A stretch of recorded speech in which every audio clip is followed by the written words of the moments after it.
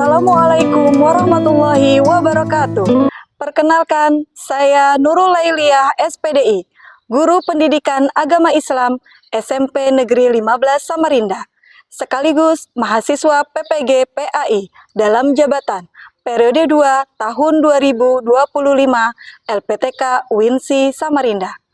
Hari ini, Kamis 8 Mei 2025, saya akan melaksanakan uji kinerja praktik pembelajaran di SMP Negeri 15 Samarinda. Praktik pembelajaran ini saya lakukan di kelas 7C dengan materi Ruqsah sebagai keringanan dalam ibadah dari Allah Subhanahu wa Ta'ala. Berikut video pembelajarannya. Selamat menyaksikan. Assalamualaikum warahmatullahi wabarakatuh. Waalaikumsalam warahmatullahi wabarakatuh. Apa kabar semuanya? Baik. Alhamdulillah.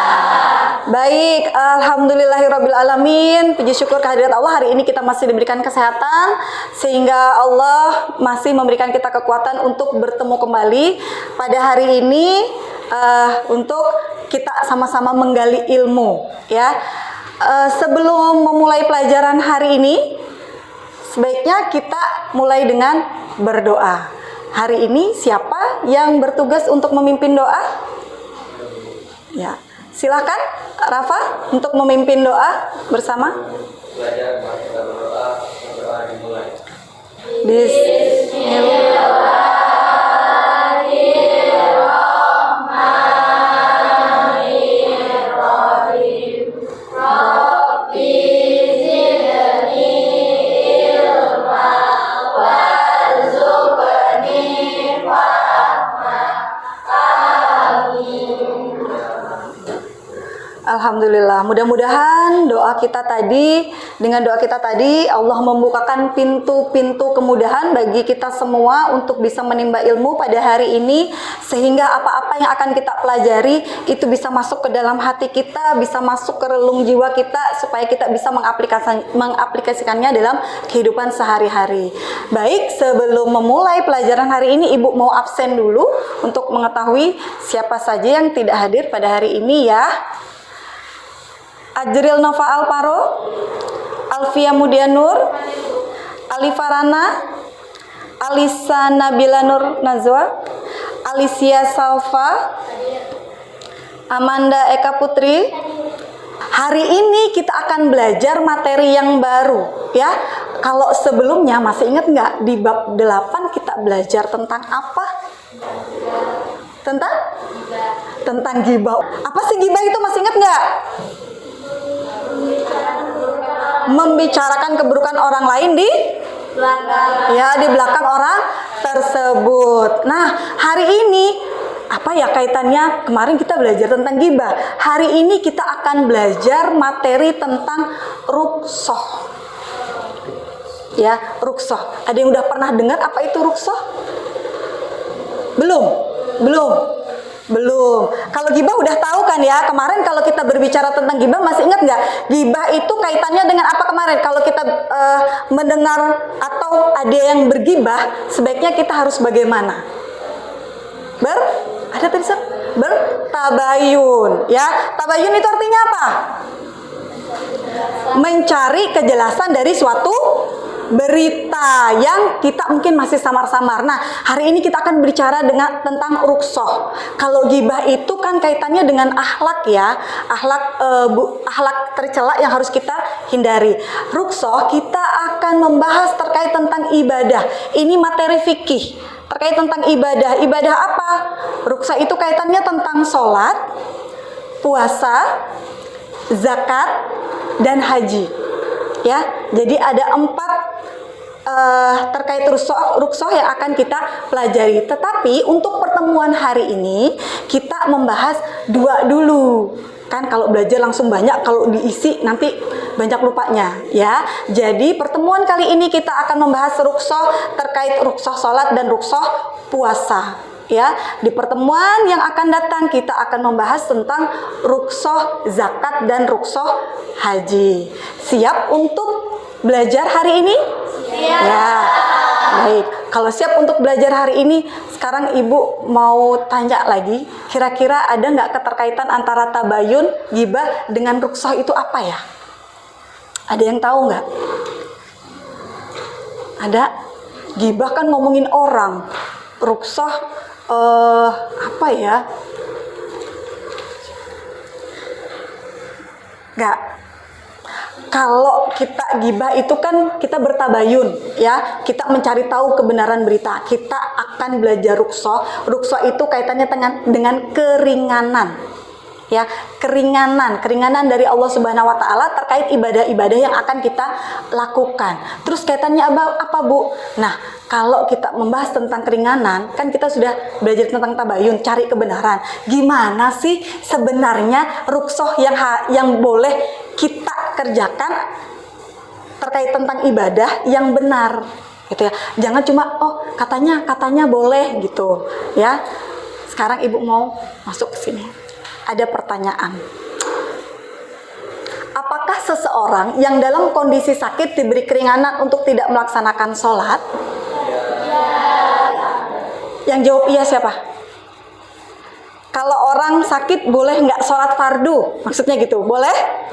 Jika kita melakukan perjalanan liburan ke luar negeri, ya misalnya aja ke Turki gitu ya, di bulan Ramadan, apakah kita tetap wajib berpuasa? Kira-kira wajib nggak? Wajib. Yang jawab wajib siapa? Yang jawab tidak wajib? Bagus. Bagaimana waktu puasa dan berbukanya? Kira-kira ya, kalau yang berpuasa, kira-kira kalau kita berbukanya gimana nanti? Di jalan atau kita nunggu sampai di tempat? Dulu, tujuan pembelajaran kita hari ini ada 3. Yang pertama, ya, setelah kita belajar hari ini, diharapkan para siswa atau peserta didik mampu menjelaskan macam-macam rukhsah dan dalilnya dengan benar.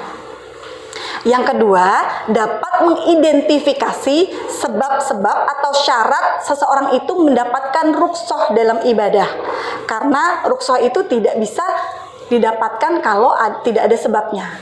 Yang ketiga adalah dapat mengaitkan konsep rukhsah sebagai solusi suatu masalah ibadah tertentu dengan benar. Ini akan menjawab pertanyaan yang kedua tadi. Ya, saya akan menjawab pertanyaan yang kedua tadi. Makanya kita ikuti pembelajaran dengan baik. Siap untuk belajar? Siap. Kita lanjut dulu. Sekarang perhatikan video berikut ini. Ini lagi apa? Sholat. Kalau sebelumnya tadi lagi tayamum. Dia sholat begini karena apa? Sakit. Rukhsah itu adalah keringanan. Secara bahasa itu artinya kemudahan atau keringanan.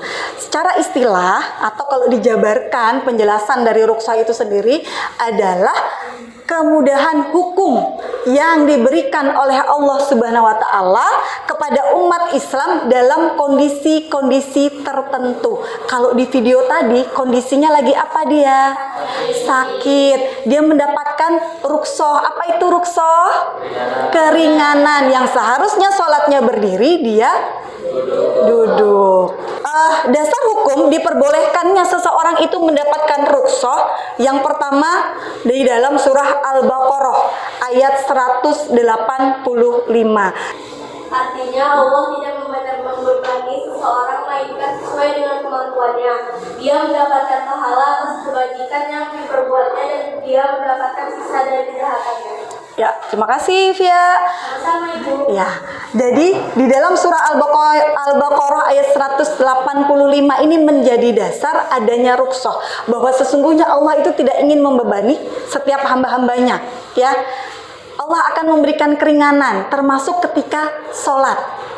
Kalau memang kita tidak bisa sholat dalam kondisi berdiri, Allah memberikan keringanan, silahkan dengan cara duduk. Cara duduk tidak bisa, maka diperbolehkan dengan cara berbaring. Cara berbaring tidak bisa, maka dibolehkan dengan isyarat.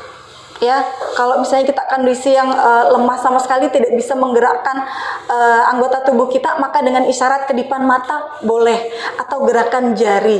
Kalau isyarat itu seperti itu. Kalau seandainya itu pun tidak bisa kita lakukan, maka boleh kita sholat dalam hati. Dalam kondisi seseorang yang keadaannya koma, yang tidak bisa bangun dari tempat tidur, tidak bisa membuka mata, maka dia sholat dengan cara dalam hati saja. Kalau dalam hati nggak bisa sholat, kira-kira apa yang terakhir? Disolatkan. Berarti sudah tidak ada nyawanya lagi, ya kan? Kalau orang sudah nggak ada nyawa lagi, udah nggak bisa sholat. Jadi batas yang paling ringan kita melaksanakan sholat itu adalah dalam hati. Itu pun ketika memang fisik kita sudah tidak mampu lagi kita gerakkan. Jadi hati kita saja yang berdoa, hati kita saja yang sholat. Ya, ini dasar hukum yang pertama. Nah, hadis riwayat Ahmad dan Ibnu Hibban juga ini menjadi dasar diperbolehkannya atau adanya rukhsah. Ya, dari Aisyah radhiyallahu an, Nabi sallallahu alaihi wasallam bersabda, sesungguhnya Allah Subhanahu wa taala menyukai jika rukhsahnya diberikan, sebagaimana Dia tidak suka jika kemaksiatan dilakukan. Artinya, kalau memang dalam kondisi-kondisi tertentu kita ini tidak memungkinkan nih, contoh sholat tadi ya, kita tidak memungkinkan untuk melaksanakan sholat dengan berdiri, maka gunakan rukhsahnya, gunakan keringanannya. Ya, Allah suka, Allah menyukai orang-orang yang menggunakan rukhsahnya. Kalau memang dalam kondisi uzur, syarat-syarat tertentu memang kita nggak sanggup, maka pakai aja rukhsahnya. Istilahnya tuh kalau kita itu dapat voucher, ambil vouchernya, gitu loh ya. Ambil vouchernya, jangan nggak diambil. Allah menyukai ketika kita dapat voucher. Jadi rukhsah itu ibarat voucher. Siapa di sini nggak suka dapat voucher gratis kalau belanja di mall? Wah, laju ya. Nah, gitu juga ketika kita mendapatkan rukhsah dari Allah, ambil rukhsahnya gitu ya. Oh, saya dalam perjalanan, saya nggak bisa nih sholatnya dengan cara berdiri, oh dengan duduk saja, silahkan diambil gitu ya. Allah suka, sebagaimana Allah menyukai ketika kita tidak melakukan maksiat, ya, tidak melakukan maksiat. Jadi kadarnya itu sama. Ketika kita meninggalkan maksiat itu sama kayak kita lagi ngambil voucher gitu ya, voucher rukhsah tadi. Oke, bisa dipahami? Ibu akan membagi tugas kelompok untuk kalian berdiskusi menyelesaikan permasalahan terkait rukhsah. Ini akan mengukur bagaimana pemahaman kalian. Ya, sebelum kita kerja kelompok, diskusi, biar semangat, kita ice breaking dulu. Selamat pagi, selamat siang, selamat sore, selamat malam, selamat pagi, selamat sore, selamat siang, selamat malam. Ternyata sudah konsentrasi semua, luar biasa. Tangan dong, wah anak-anak hebat. Berarti konsentrasi penuh. Siap ya untuk kita kerja kelompok semua. Baik, di sini Ibu akan membagikan LKPD untuk setiap kelompok ya. Jadi di dalam LKPD ini ada masalah studi kasus, ada permasalahan yang harus kalian pecahkan. Nanti setiap kelompok 1, 2, 3, dan 4 permasalahannya beda. Ya, jadi silahkan kalian cari jalan keluarnya, solusinya. Dan untuk menjawab, boleh kalian cari di berbagai macam referensi. Di buku paket boleh, di buku LKS, di buku tambahan lain, dan juga kalian bawa HP. Ya, boleh juga cari di internet atau browsing ya, googling ya, jawabannya boleh. Dan jangan lupa diskusi sama temannya, kira-kira bener nggak ya ini jawabannya gitu ya. Di sini Bu bagikan LKPD-nya untuk kelompok 1, silahkan. Kelompok 2 ini dipahami betul-betul ya, dibaca baik-baik itu isi permasalahannya, kasusnya, dan didiskusikan jawabannya. Jadi ada 4 ya, ada 4 pertanyaan, semua sama. Yang pertama, pertanyaan pertama, uraikan apa permasalahan yang muncul dalam kasus tersebut. Yang kedua, jelaskan bentuk rukhsah, syarat, dan dalil Al-Quran, boleh juga deh hadis gitu ya, dan contoh pelaksanaannya. Yang ketiga, apa perbedaan ibadah rukhsah yang dijalankan dengan kondisi yang seharusnya. Yang keempat, apa hikmah yang bisa kalian dapatkan dari kasus tersebut. Ya, silahkan kalian kerjakan bersama dengan kelompok. Seorang anak SMP 7 yang baru sembuh dari sakit demam berdarah gitu ya, dia masih lemah. Kira-kira masalahnya apa? Yang dialami sama si Aminah nih apa masalahnya? Dia masih lemah, Nah, nggak bisa berdiri tanpa. Nah, berarti kan dia tidak mampu sholat dengan cara berdiri. Kira-kira ruksoh yang dia dapatkan apa? Kalau dia nggak mampu berdiri, berarti bagaimana? Berarti ruksohnya sholat dengan duduk. Nah, syarat-syaratnya seseorang boleh sholat dengan duduk itu apa? Tulis di sini. Kemudian dalil Al-Qur'annya apa? Tulis surahnya aja, surah dan ayatnya. Gitu. Nah, contohnya bagaimana melaksanakannya? Oh, sholatnya dengan cara dia duduk atau dengan cara berbaring mungkin gitu. Ya. Nah, perbedaannya ruksoh yang dijalani dengan kondisi yang seharusnya. Jadi seharusnya dia sholatnya gimana? Tapi ruksohnya dia bagaimana? Ya, yang di poin ketiga. Kemudian hikmah yang kalian dapatkan dari ini apa? Oke?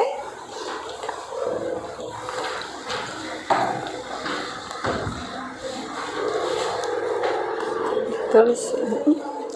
Ini untuk ini ada satu lagi untuk diskusi.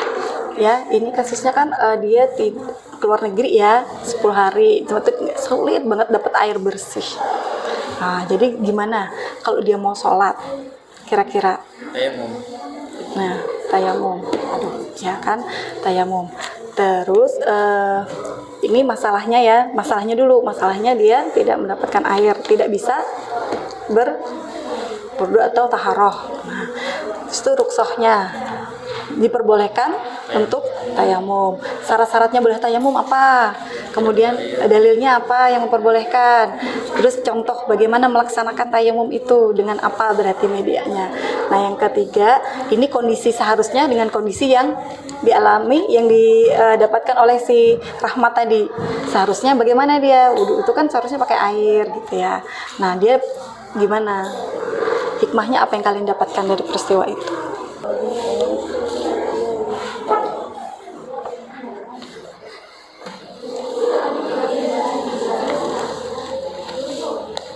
Ada yang mengalami kesulitan menjawab? Enggak ya? Bisa ya?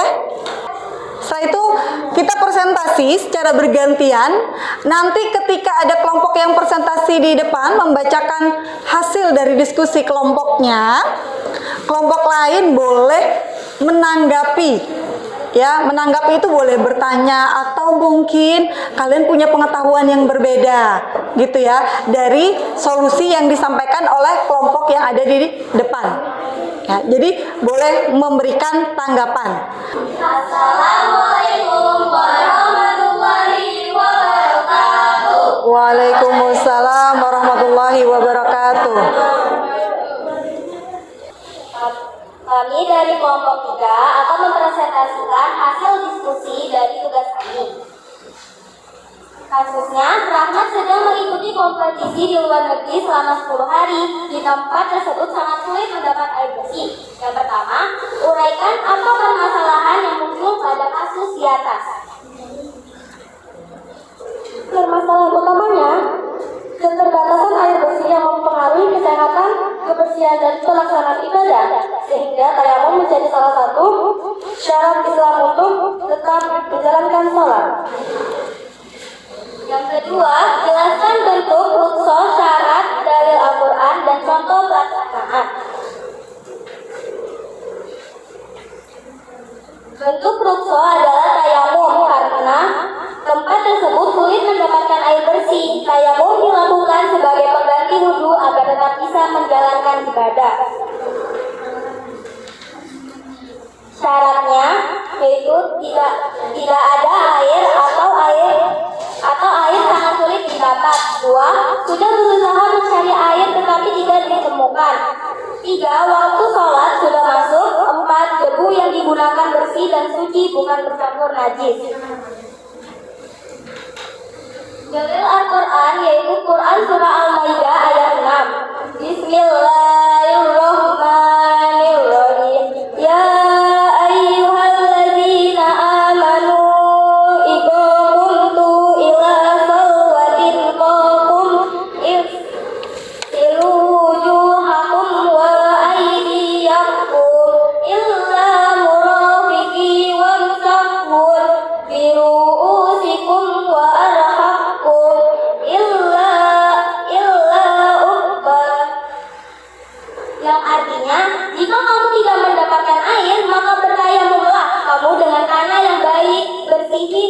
Kelas 1, mukamu dan tanganmu dengan tanah itu. Contoh pelaksanaannya yaitu dengan tayamum dengan debu yang bersih. Nomor 3, apa perbedaan ibadah rukhsah dan dialami dengan kondisi yang seharusnya? Rukhsah sama dengan rahmat boleh bertayamum karena sulit mendapatkan air. Sedangkan kondisi selanjutnya kondisi seharusnya seharusnya berwudu dengan air bersih jika tersedia.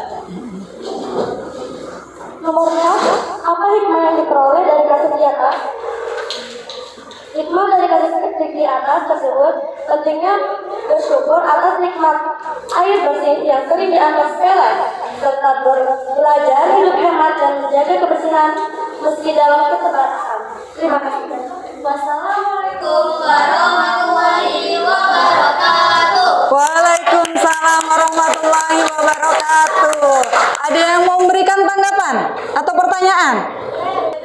Assalamualaikum warahmatullahi wabarakatuh. Waalaikumsalam warahmatullahi wabarakatuh.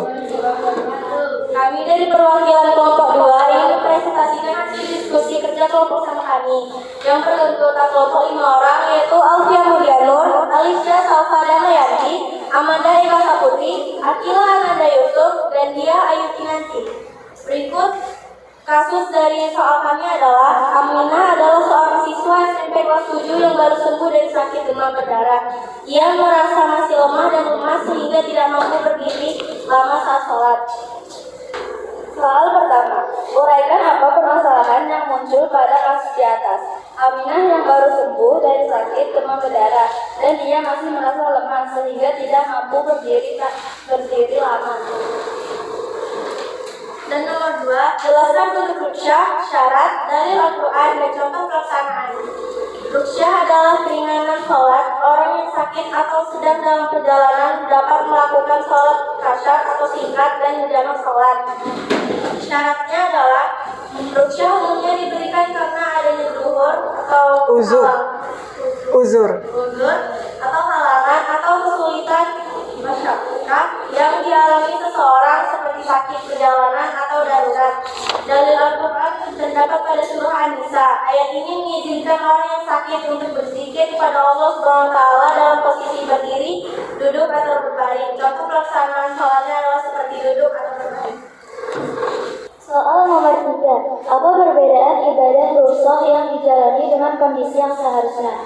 Perbedaan ibadah yang dijalani Aminah adalah Aminah melakukan sholat dengan duduk karena masih lemah dan lemas setelah sakit demam berdarah. Sementara itu, kondisi yang seharusnya adalah melakukan sholat dengan berdiri. Sholat dengan duduk diperbolehkan karena ada uzur atau alasan syar'i yaitu sakit. Soal nomor 4, apa hikmah yang diperoleh dari kasus di atas?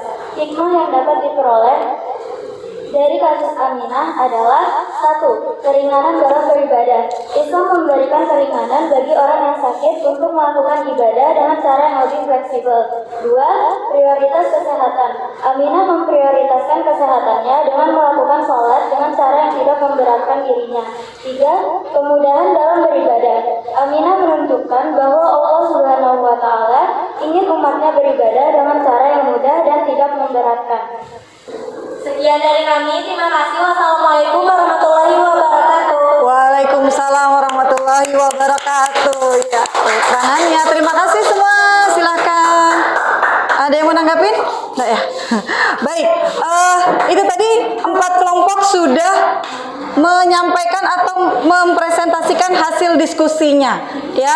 Dari setiap permasalahan-permasalahan yang berbeda, ternyata sudah mampu mendapatkan solusinya, ya kan?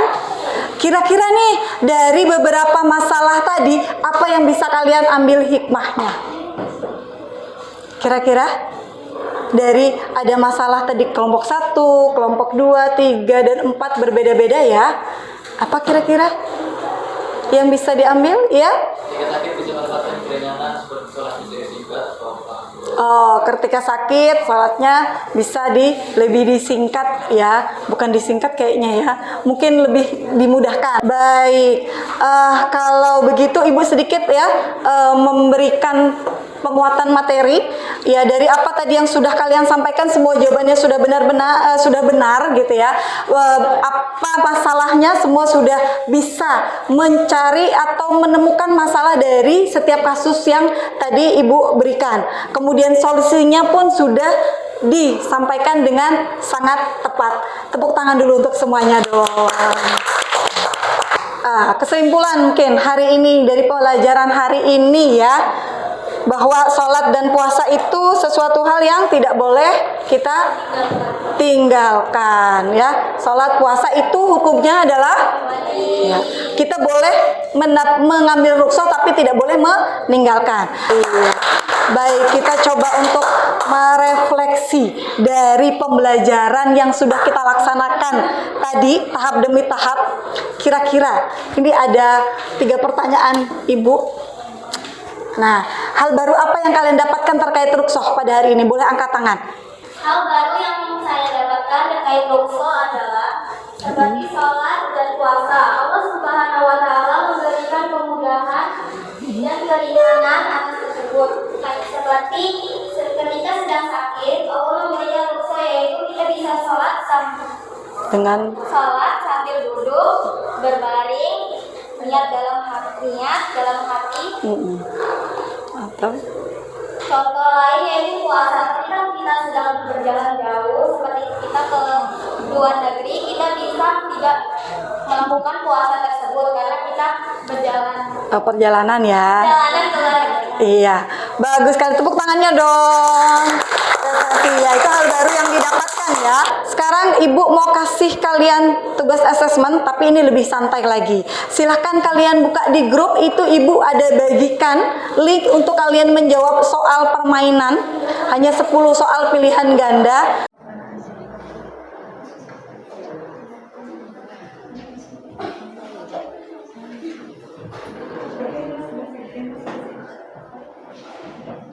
Terima kasih untuk pembelajaran hari ini. Mudah-mudahan apa yang kita pelajari terkait rukhsah itu memberikan manfaat yang banyak untuk kita semua yang tadinya kita tidak tahu. Tadi di awal ya, kan tadi ketika pertanyaan di awal Ibu tanya, boleh nggak kalau sakit itu kita nggak sholat? Ternyata jawabannya adalah tidak boleh. Dalam kondisi apapun kita sholat harus tetap kita laksanakan. Begitu juga dengan puasa. Puasa adalah sesuatu yang wajib hukumnya bagi setiap muslim. Kalau ada kondisi uzur, maka kita ambil rukhsahnya. Ya, terima kasih untuk hari ini. Sebelum kita akhiri pembelajaran hari ini, kita berdoa dulu. Silakan yang bertugas memimpin doa penutup hari ini. Silakan dipimpin doa sebelum pulang. Bismillahirrahmanirrahim. Wal asr. Innal insana lafi khusr. Illal ladzina amanu wa amilus sholihati wa